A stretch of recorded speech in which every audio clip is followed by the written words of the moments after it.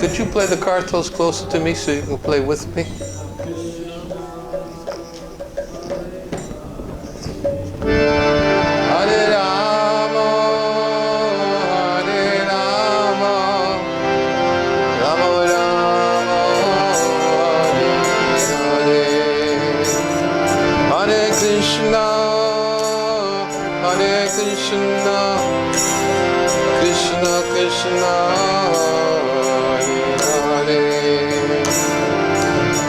Hare Rama, Hare Rama, Rama Rama,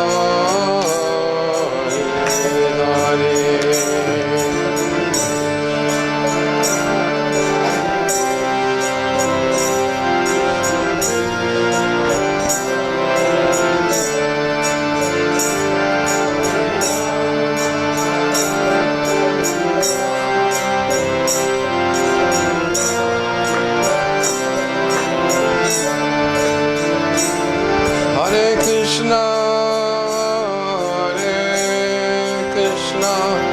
Krishna Krishna, Hare Hare, Hare Rama, Hare Rama, Rama Rama, Hare Hare.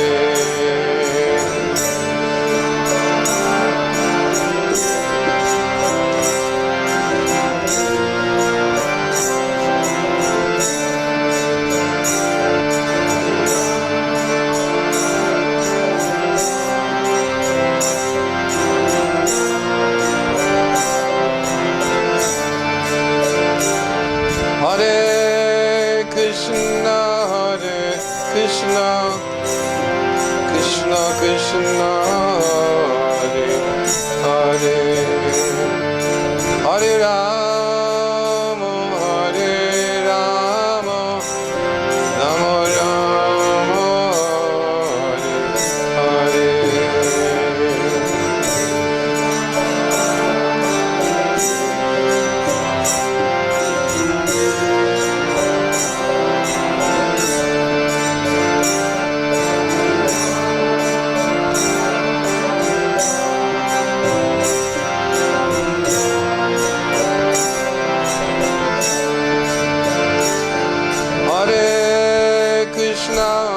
Hare Krishna, Krishna Krishna, Hare Hare, Hare Rama, Hare Rama, Rama Rama, Hare Hare.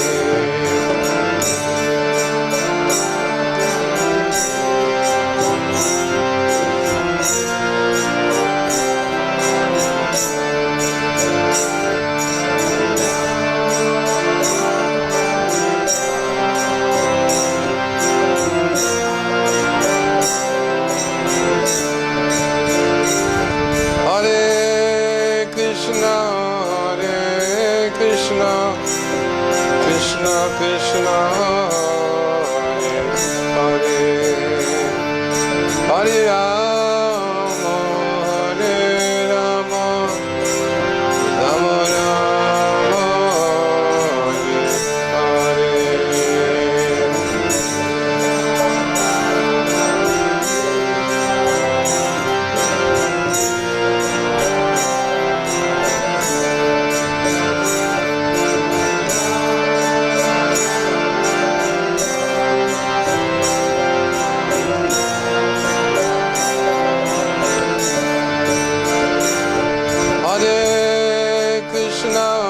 Hare Krishna, Krishna Krishna, Hare Hare, Hare Rama, Hare Rama, Rama Rama, Hare Hare.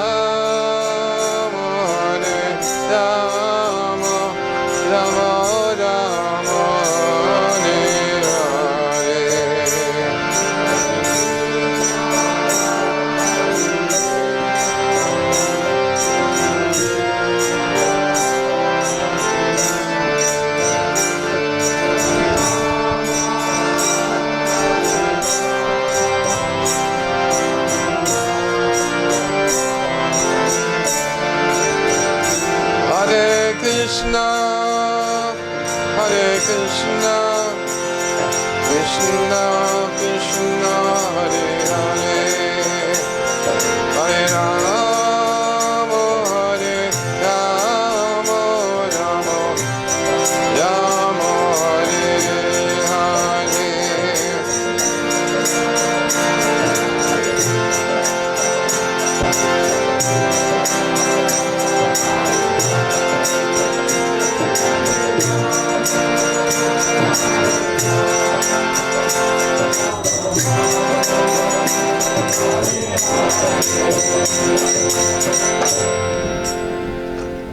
Namo Vishnu Padaya Krishna Prastaya Padaya Bhaktivedanta Swami Niti Namane Namaste Saraswati Devi Gauravani Charanini Vishesha Shanyavari Vasya Chade Sata.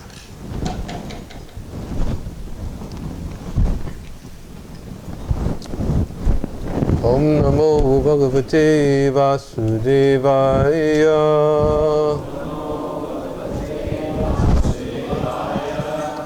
Om Namo Bhagavate Vasudevaya.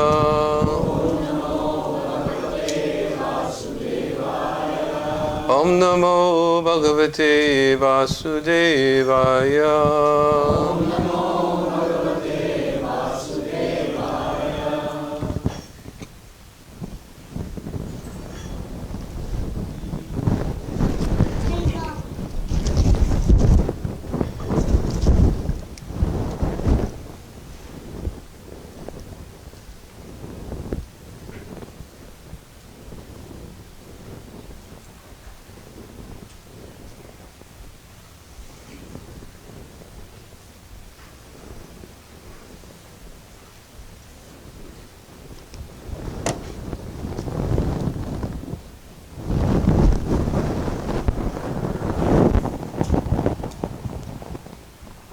Hare Krishna.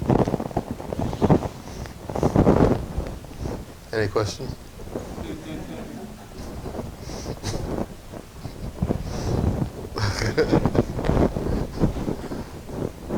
Not so far. Okay. Hare Krishna. Any questions yet? Huh? My health is fine. Yeah. Tired, but my health is fine. Krishna, Krishna. Any other questions?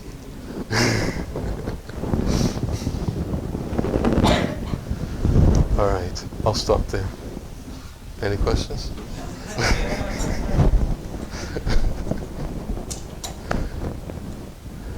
I'm supposed to, I guess, speak about Govardhan Puja.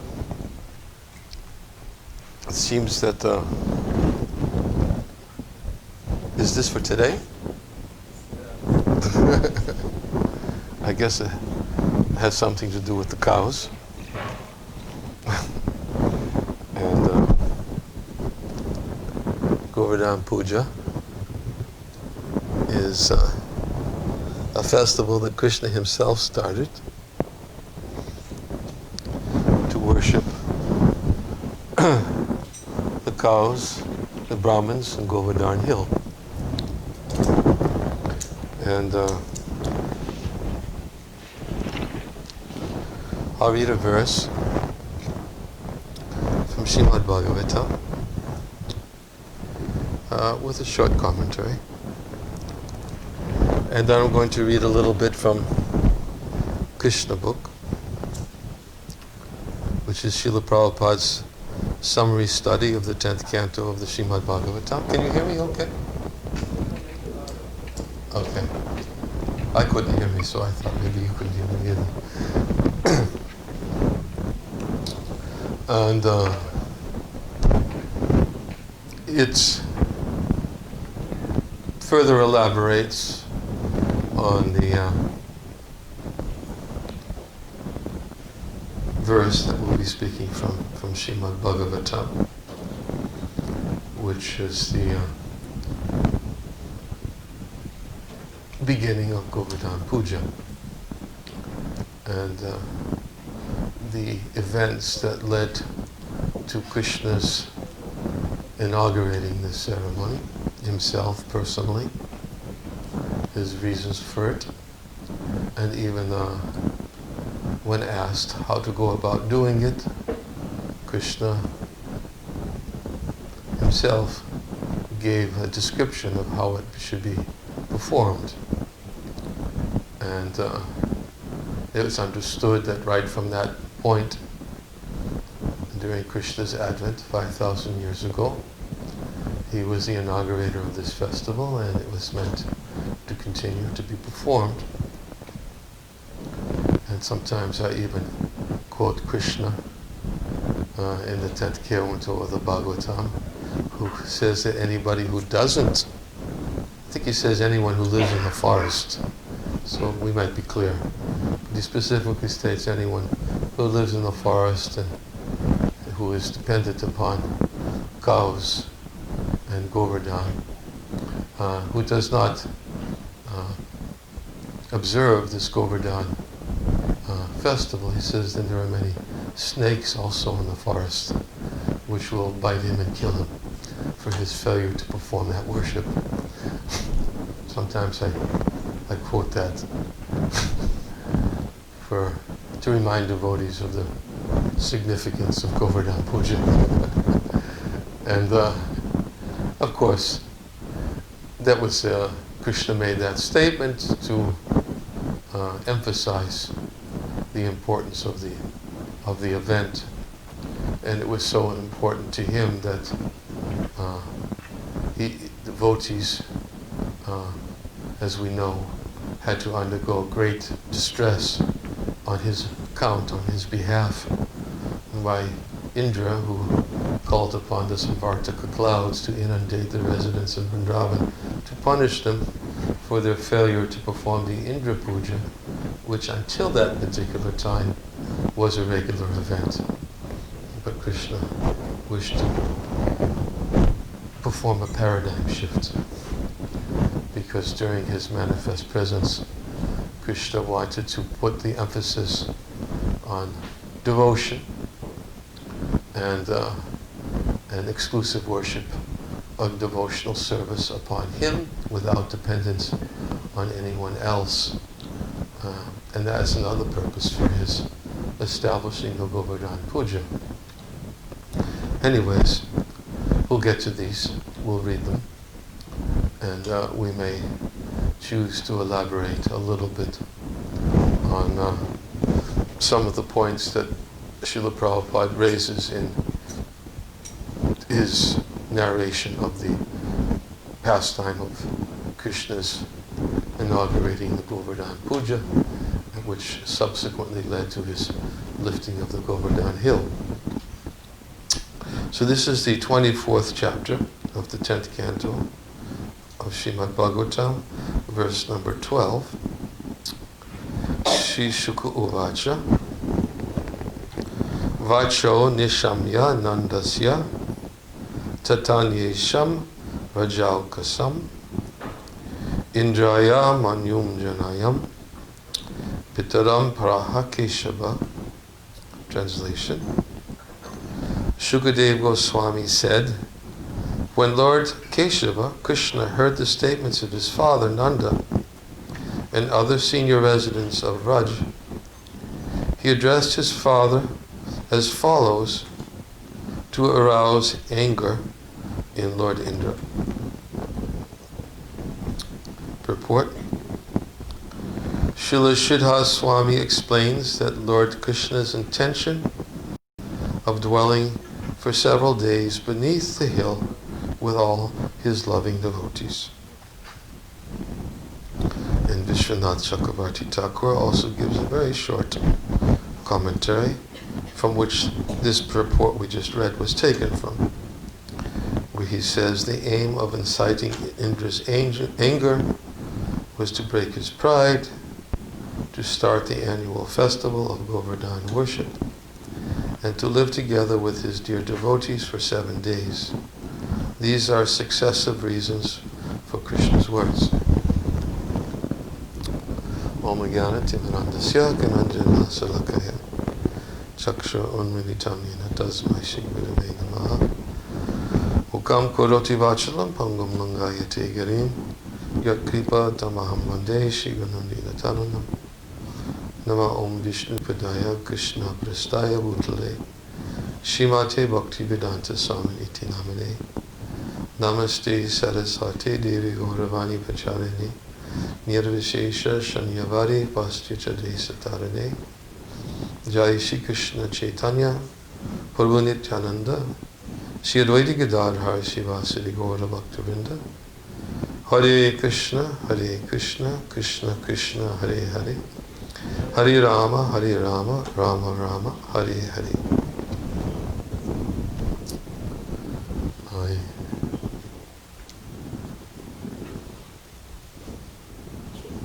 will begin by saying that I'm going to take advantage of something which I don't very often have the luxury of doing. I'm right now, currently in a place where everybody understands English. And it's a luxury for me. Generally, I spend the majority of my time, 9-10 months a year, in a place where I can't really read. Because if I read from something, nobody understands me anyways. And then the other person has to translate what I read. So really doesn't have the same impact or influence to read something. I may read a short purport, but here I can read and everyone will understand, and it doesn't have to be repeated twice. So it's a luxury for me. I just ask you to bear with me as I ever read something, because also reading something requires concentration. And but as I said, I wanted to read a small part from Srila Prabhupada's commentary of the 10th canto of the Srimad Bhagavatam, wherein he describes what happened, the events leading up both to this statement by Krishna and the events that took place after Krishna made this statement. As we know, or we should know, that the residents of Vrindavan, who are all Krishna's intimate devotees, who are all absorbed in thoughts of Krishna, whose only desire is to please Krishna, and who have various relationships with Krishna in the mood of servitorship, friendly relationships, parental affection, and as lovers.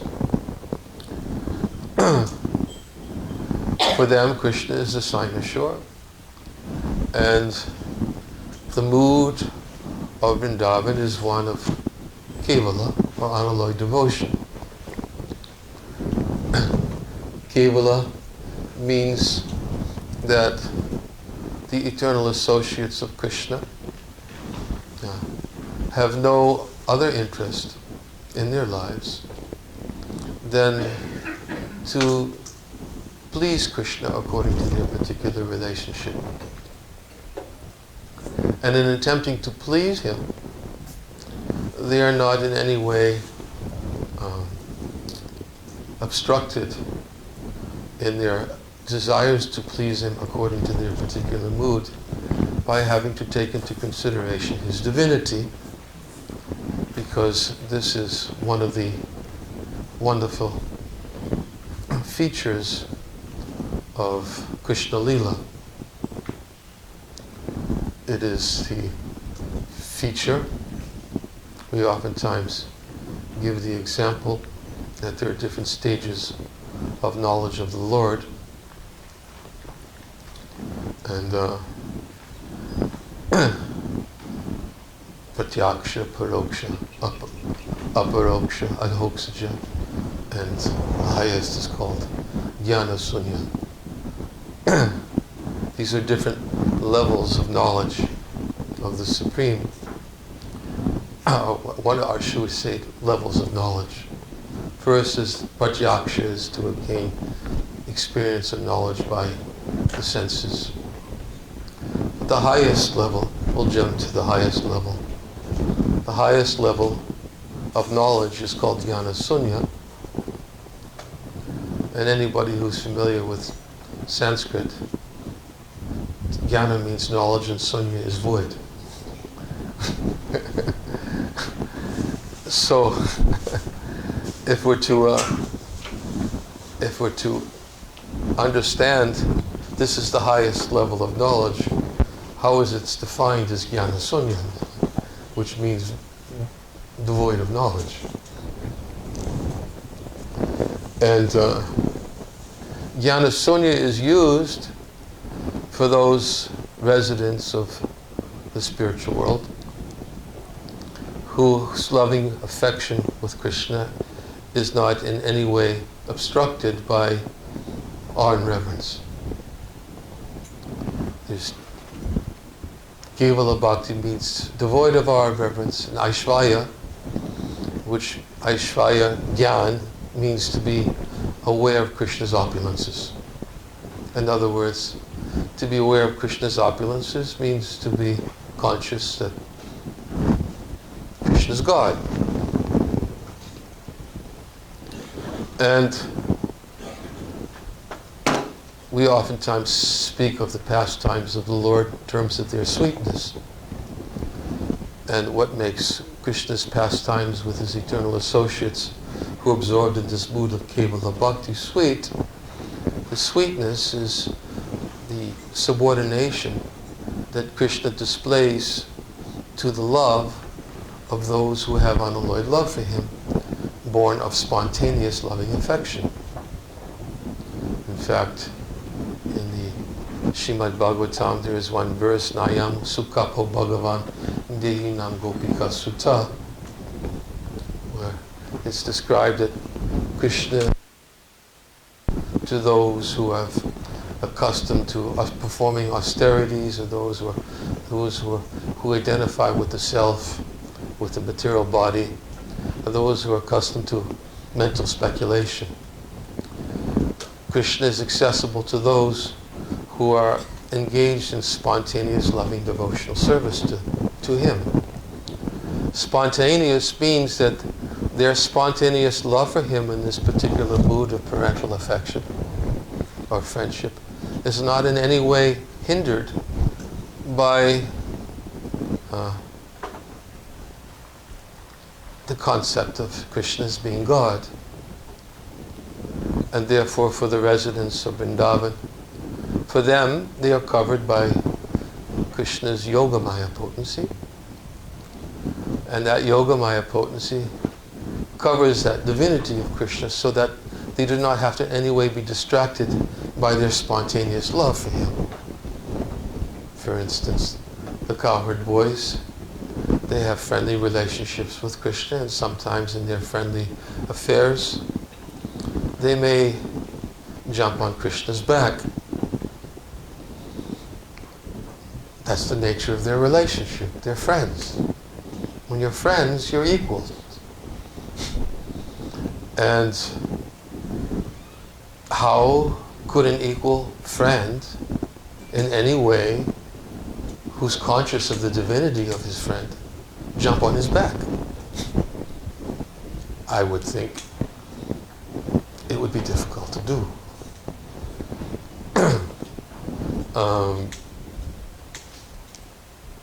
So therefore, Krishna is so kind that his potencies manifest in such a way to assist him, that these potencies manifest in such a way to cover those devotees who are absorbed in this loving mood of Kevala Bhakti, to cover them so that they don't have to think of Krishna's divinity. Last night, forgive me, I lost track of time. 2 nights ago, I think it was. Yes, 2 nights ago. we were speaking about this with respect to Mother Jasoda. We were talking a little bit about the Damodar Lila, and which we'll also be singing Damodarastakam tonight, but tonight, instead of talking about Damodar Lila, we're speaking about Govardhan Lila. But in Damodar Lila, we were speaking the night before last how Mother Jasoda, she actually feels responsible for the misbehavior of her son. And because of his mischievous behavior, she was very strongly inclined to punish him. Now, again, if we're to take into account that Mother Jasoda is distracted by the fact that her son is God, then how could she pursue that with confidence? I would think it would be a distraction. Her love would be crippled. In fact, that's even the word that's used. Her love would be crippled. Her unalloyed, spontaneous love would be crippled by the thought that her son happens to be God. So, in Kevala Bhakti, such a crippling effect is eradicated by the power of the Lord's internal potency, who covers the devotee from having to be worried or concerned about the fact that their son or their friend or their lover is God. In no way does that diminish his position. He is always the Supreme Personality of Godhead. He's Ekale Ishvara Krishna Arasabra Britya. There is only one Krishna who is the Supreme Controller, Arasabra Britya. Everybody else is subordinate to him. So, he's always God. But we understand that those who are greatly fortunate, those whose love is imbued with the salve of love of Godhead, Premanjana Charita Bhakti Vilochanena, as Lord Brahma describes in his prayers, because of their unalloyed love, which Krishna says, Nasariyatu mam yogo nasankhya dhamma udava. He says, such unalloyed love brings me under the control of my devotees. And therefore that unalloyed love, when displayed by Krishna's eternal associates in Vrindavan, brings Krishna into a subordinate position to satisfy their desires to serve Krishna in a way that is most pleasing to him. In fact, he likes to be served this way. But if somebody tries to do it without unalloyed love, they're not going to get away with it so easily. Therefore, there's a certain criteria. There's a certain criteria for Krishna to subordinate himself to such love, and that it's pure. And therefore, Krishna displays that love, and he comes to this world in order to attract those who have fallen and have forgotten who Krishna actually is, in order to attract them to such displays of loving reciprocal relationships.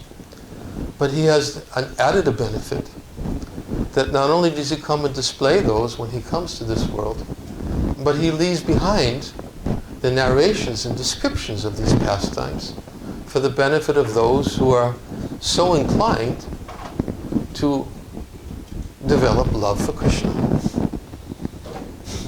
In fact, that is why we have access to these wonderful narrations. They're not stories, not mythology. Sometimes scholars may misinterpret these pastimes from Srimad Bhagavatam to think that they're allegorical. They're meant to serve some kind of allegorical purpose.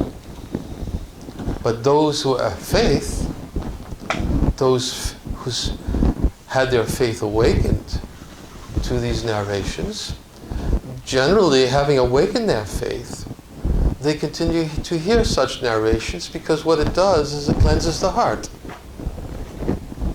It cleans the heart from our identification with a temporary physical world where the same relationships are manifest but in a perverted way. Krishna has eternal relationships born of unalloyed love, of friendship, parental affection, and love. But these are eternal relationships, and the relationships in this world are simply reflections of the eternal relationships of the spiritual world. And the more we hear about these transcendental relationships that Krishna has with his devotees, the more our heart becomes purified, becomes cleansed from identification of this world, and we begin to develop faith that these are not simply allegorical stories meant to teach us moral lessons, but they're actually neither they are mythology nor are these stories simply to captivate our minds in some fictitious persons, but they're actual descriptions, they're narrations of Krishna Lila. What it is that actually Krishna does. Although we know, and we mentioned this point the other night, that Krishna has nothing to do. Tasya karyam charananja vichite natat shimas chavachikasta jishashe to parasya shaktiya vividhaya vishuyate svabhaviki jnana balakhiyacha. This verse explains that Krishna has nothing to do. There's no one equal to him, there's no one that is greater than him. He has nothing to do. Why does he have nothing to do? Because everything is done very naturally and systematically through his different energies. So we should not entertain the concept that Krishna has nothing to do, because just as we are eternal, we are always active. We can never be inactive even for a moment. If we don't do the things that we're forced to do, we're still active and we still do what we like to do.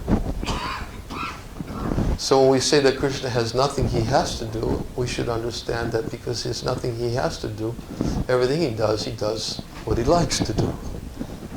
That's what it means to be Parama Purusha. Parama Purusha means he's the supreme enjoyer. Whatever he does, it's because he enjoys it. And what doesn't Krishna enjoy the most? Krishna enjoys the most being controlled by the love of his devotees. He likes it. Being God is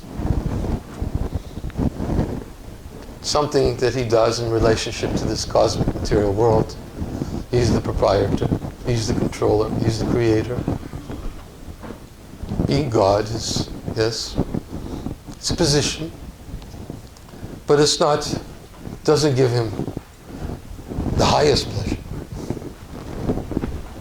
He is, and as we understand it, and as we just described by this verse, all this can be done without him having to get involved at all. Creation, maintenance, destruction, it all goes on through his diverse potencies. He doesn't have to get involved in any way. There's nothing he has to do. When he creates, it's not that he has to go out to Home Depot. He has to buy all the ingredients for creation. No, he's self-sufficient. All the ingredients of creation are within him. And when he creates, he doesn't become depleted in any way. He creates simply by transforming his energies, which are eternal. His energies are always manifest or unmanifest, but they're always existing. Either whether it's in a manifest stage or an unmanifest stage. So creation for him is just simply a transformation of his energies. And when creation takes place, then there is influence of, as we oftentimes explain, the first thing Krishna creates is time. Because when there's time, then creation can take place. Without time, then how can there be a beginning of anything? So first he creates time, then he stimulates the three modes of material nature, and then the ingredients for this cosmic manifestation take place. But all that happens without him. Happens just through his energies.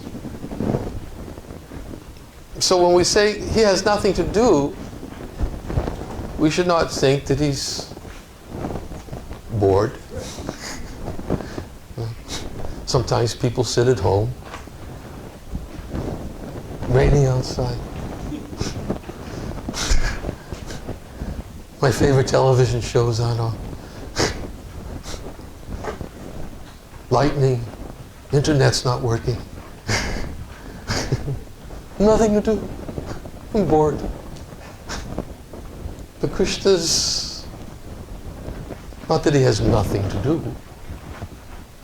So when the verse says he has nothing to do, that means there's nothing he has to do.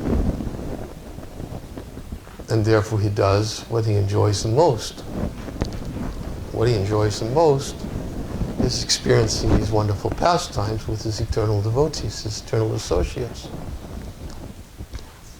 And therefore, we hear about, in Govardhan Lila, we will hear about Nanda Maharaj, we will hear about Krishna's cowherd boyfriends, we hear about the cows, which are also Krishna's very dear devotees. When Krishna goes out to the pasturing grounds every day, he's going out with his cows, with his cowherd boyfriends. And when they're out grazing in the pastures, one by one, he calls them by name. He knows the name of every one of them. It's when it's time to return back in the evening with all his cows and calves. He knows everyone. They're very dear to him. Krishna worships the cows. So, when we talk about Govardhan Lila, which I haven't gotten to yet, I guess, have I? I'm trying to put it in the proper setting. Because as I said, I want to read. But we should read with the right understanding. We should read and we should hear with the right understanding that Srila Prabhupada hasn't simply given us a nice story, but he's actually very wonderfully taken the words of Srila Shukadeva Goswami, which were meant the most confidential pastimes of Krishna and Vrindavan, which are meant the highest pastimes of the Lord. And to bring Parikshit Maharaj to the elevated state of consciousness of complete, resolute faith and absorption in Krishna. Because essentially, that is the objective that we're supposed to accomplish on any day that we gather to hear about Krishna. The objective is to bring our minds to become yogis. Become yogis. Although hearing Krishna Katha it's actually Bhakti Yoga. And Krishna says, Yoginam Hidiyeshuva. No, what is it? Yoginam Apisavesha Madhitanantaratana. Shradavam. Oh my God, my memory is getting so bad. Shradavam Bhajate Yomam Same Yuktatam Homataha. Yes. Krishna says, of all yogis, he who abides in me in great faith, worshipping me in devotional service, is most intimately united with me in yoga, and he is the highest of all. So Krishna is inviting Arjuna and inviting the devotees to become yogis by dint of their absorption in Krishna. in thoughts of Krishna. In fact, Krishna even includes all of his instructions in Bhagavad Gita with a very essential verse, Man mana bhava mad bhakto madhyaji mana namaskuru.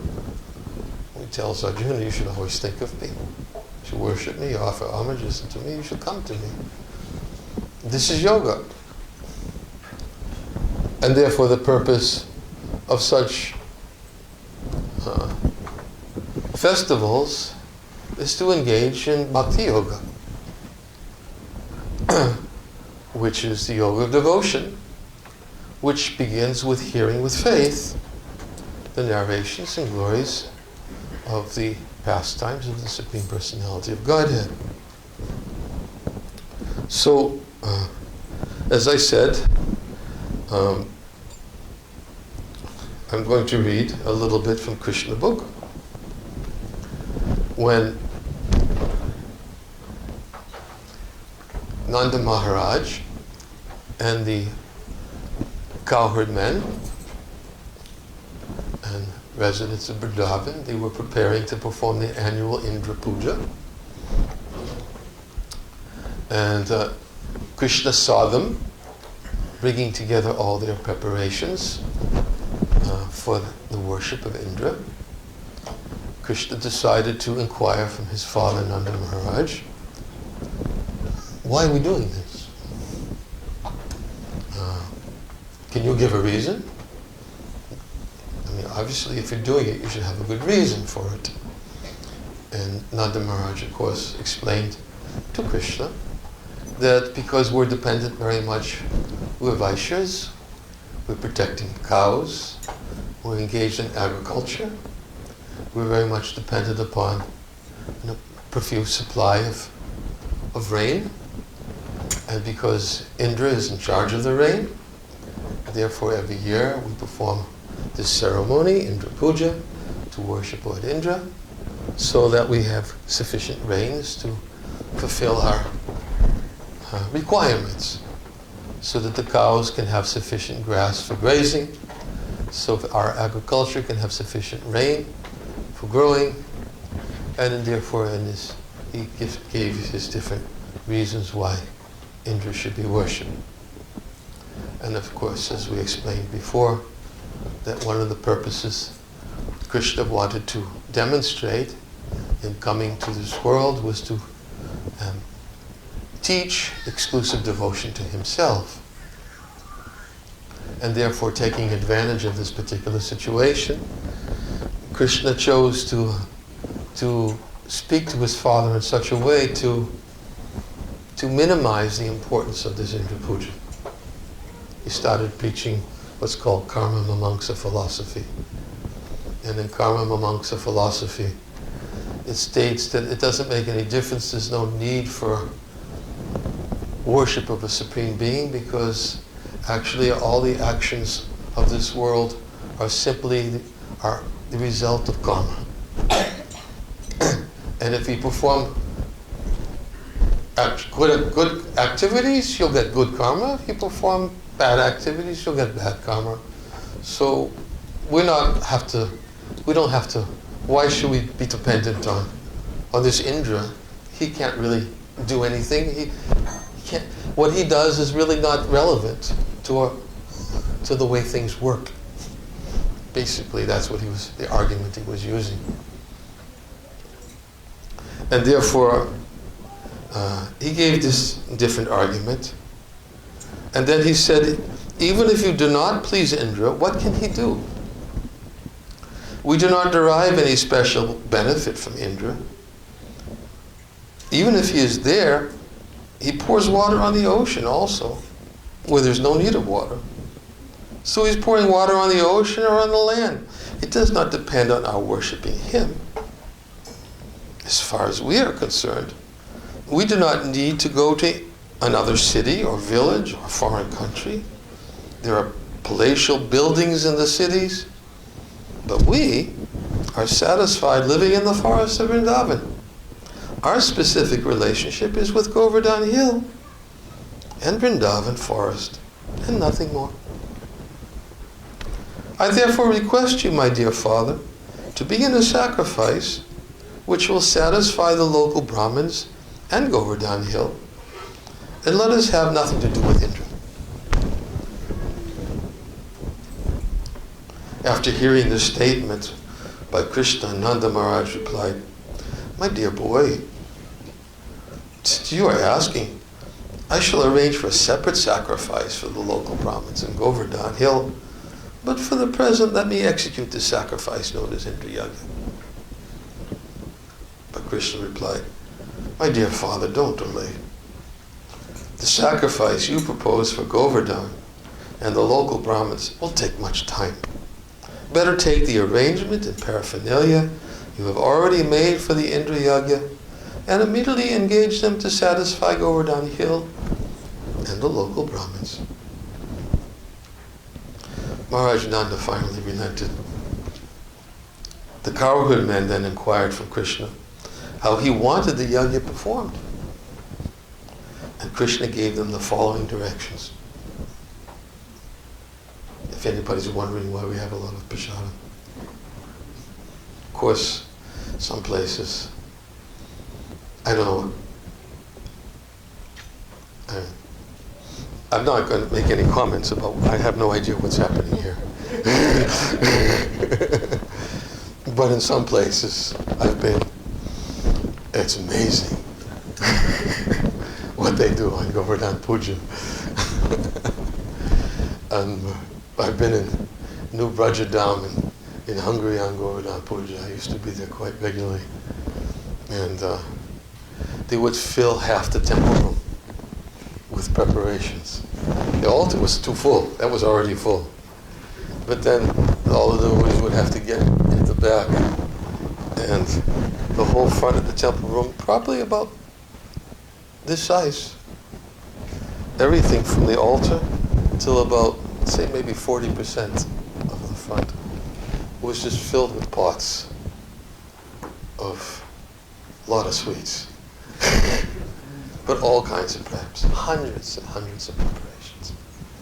Because one of the Govardhan Pujas, one of the requests Krishna made is to distribute prasadam. Distribute to the Brahmins, distribute to everyone, distribute to the animals, distribute to the cows, and it's a real festival. And then you go to Govardhan, where the Anakut Kshetra is. And Anakut Kshetra, it begins with Danyavartana Kunda, all the way down to Aniyor. And it's a good distance. And that's where the original Anakut took place, where all the preparations were stacked up. Mountains of preparations were stacked up. And then, of course, as we know, not only the mountains of preparations stacked up, but Krishna even assumed a very wonderful, magnificent form on the top of Govardhan Hill to accept all the food that was being offered to him. And after accepting all the food in this most wonderful form, what did he say? Everybody. What did Krishna say? Aniyo. Aniyo, Aniyo. Give me more. Give me more, give me more. So, this Anakut Kshetra it's really, some places you go, it's an amazing event. The amount of prasadam prepared and distributed. But we appreciate whatever efforts will be made tonight by the devotees. And I do not in any way intend to diminish their efforts. In fact, I'm sure I'm going to be surprised. I heard a lot of preparations were made. So, thank you. It's pleasing to Krishna. So, now Krishna's going to say what he wants. Maharaj Nanda relented. Cowherd man inquired how Krishna wanted the yagya performed. Krishna gave him the following directions. Prepare very nice foods of all descriptions from the grain and ghee collected for the yajna. Prepare rice, dal, halava, pakora, puri, and all kinds of milk preparations, such as sweet rice, rabri, sweet balls, sandesh, rasgulla, and laddu. And invite the learned Brahmins who can chant the Vedic hymns and offer oblations to the fire. The Brahmins should be given all kinds of grain in charity. Then decorate all the cows and feed them well. After performing this, give money in charity to the Brahmins. As far as the lower animals are concerned, such as the dogs, and the lower grades of people, such as the chandalas, or the fifth class of men who are considered untouchable, they also may be given sumptuous prasadam. After nice grasses have been given to the cows, the sacrifice known as Govardhan Puja may immediately begin. This sacrifice will very much satisfy me. Prabhupada explains a little bit later. The sacrifice known as Govardhan Puja is observed in the Krishna consciousness movement. Lord Chaitanya has recommended that since Krishna is worshipable, so his land, Vrindavan and Govardhan Hill, is also worshipable. To confirm this statement, Lord Krishna said that Govardhan Puja is as good as worship of him. From that day, Govardhan Puja has been going on and is known as Anakuta. In all the temples of Vrindavan or outside of Vrindavan, huge quantities of food are prepared in this ceremony and are very sumptuously distributed to the general population. Sometimes the food is thrown to the crowds and they enjoy collecting it off the ground. From this we can understand that prasadam offered to Krishna never becomes polluted or contaminated, even if it is thrown on the ground. People therefore collect and eat it with great satisfaction. The Supreme Personality of Godhead, Krishna, thus advised the cowherd men to stop the Indra Yajna and begin the Govardhan Puja in order to chastise Indra, who is very much puffed up in being the supreme controller of the heavenly planets. The honest and simple cowherd men, headed by Nanda Maharaj, accepted Krishna's proposal and executed in detail everything he advised. They performed Govardhan worship and circumambulation of the hill. Following the inauguration of Govardhan Puja, people in Vrindavan still dress nicely and assemble near Govardhan Hill to offer worship and circumambulate the hill, leading their cows all around. According to the instruction of Lord Krishna, Nanda Maharaj and the cowherd men called in learned Brahmins and began to worship Govardhan Hill by chanting Vedic hymns and offering prasadam. The inhabitants of Vrindavan assembled together, decorated their cows and gave them grass. Keeping the cows in front, they began to circumambulate Govardhan Hill. The gopis dressed themselves very luxuriantly and sat in bull-driven carts, chanting the glories of Krishna's pastimes. The Brahmins assembled there to act as priests for Govardhan Puja, offered their blessings to the cowherd men and their wives, the gopis. When everything was complete, Krishna assumed a great transcendental form and declared to the inhabitants of Vrindavan that he was himself Govardhan Hill, in order to convince the devotees that Govardhan Hill and Krishna himself are identical. Then Krishna began to eat all the food offered there. The identity of Krishna and Govardhan Hill is still honored, and great devotees take rocks from Govardhan Hill and worship them exactly as they worship the deity of Krishna in the temples. The followers of the Krishna consciousness movement may therefore collect small rocks or pebbles from Govardhan Hill and worship them at home, because this worship is as good as deity worship. The form of Krishna who began to eat the offerings was separately constituted, and Krishna himself, along with the other inhabitants of Vrindavan, offered obeisances to the deity as well as Govardhan Hill. In offering obeisances to the huge form of Krishna and Govardhan Hill, Krishna declared, Just see how Govardhan Hill has assumed this huge form and is favoring us by accepting all the offerings. Krishna also declared at that meeting, one who neglects the worship of Govardhan Puja as I am personally conducting it will not be happy. There are many snakes on Govardhan Hill, and persons neglecting the prescribed duty of Govardhan Puja will be bitten by these snakes and killed. In order to assure the good fortune of the cows and themselves, all people of Vrindavan near Govardhan must worship the hill as prescribed by me. Thus performing the Govardhan Puja sacrifice, all the inhabitants of Vrindavan follow the instructions of Krishna, the son of Vasudeva, and afterwards they return to their respective homes. As I said, I was just going to read, and I tried to put this reading in the proper setting. Tomorrow actually is Govardhan Puja, although we're observing it today. Tomorrow I'm also going to speak, but someplace else. And I'm going to continue to speak about other elements of Govardhan Hill tomorrow. This is my talk for tonight. I said I would not speak for more than an hour. We have other events this evening, such as Damodar Astaka prayers, such as Arti, such as dance. What else? I can't hear. Oh, butter churning. Butter churning. Whoa. I didn't know about that one. Thank you very much. Hare Krishna. All glories to Srila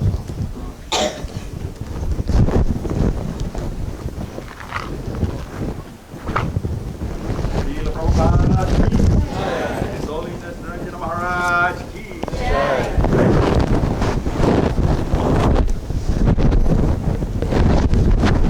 Hare Krishna. I want to welcome you to ISKCON of Connecticut to celebrate Sri Govardhan Puja. And how are you both? Can you hear me? No. You did a better job with the announcements than I did. You're going to repeat the same thing I said? So, first order of business is we want to welcome our featured special guest today, His Holiness Niranjana Swami, who just gave us a class on Krishna and Govardhan Puja. Hare Krishna, any better?